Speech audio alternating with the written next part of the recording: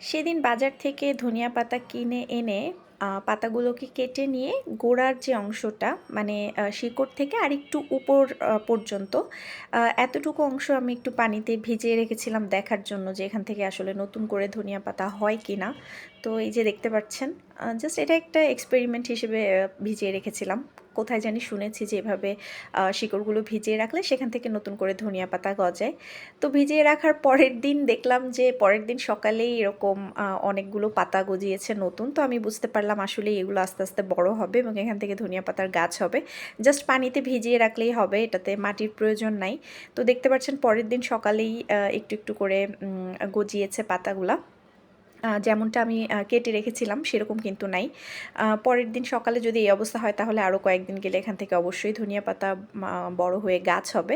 সেগুলো কেটে নেওয়ার পর আবারও কিন্তু এখান থেকে নতুন করে গাছ জন্মাবে। তো এটা বেশ ভালো একটা পদ্ধতি। জাস্ট পানিটা বারবার করে একটু চেঞ্জ করে দিতে হবে এই আর কি। অল্প অল্প করে পানি দিয়ে আপনারাও ট্রাই করতে পারেন।